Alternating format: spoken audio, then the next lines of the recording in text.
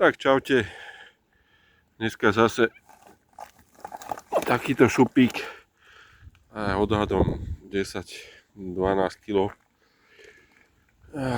Nádherný súboj, ten chvostisko dal mi zabrať, teraz je zničený a ja som zničený.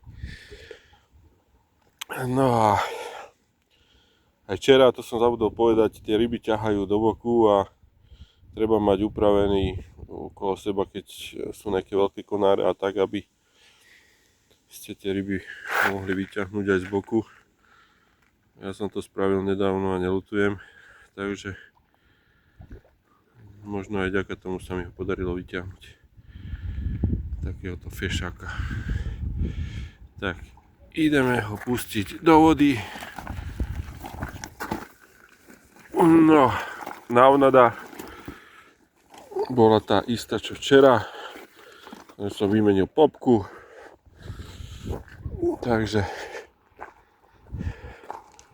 pekne to všetko funguje, jak má.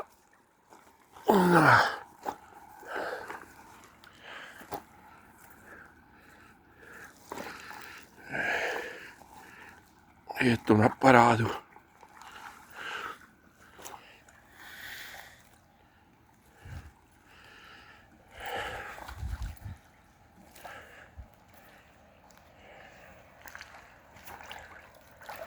No už ide. No tak čaute.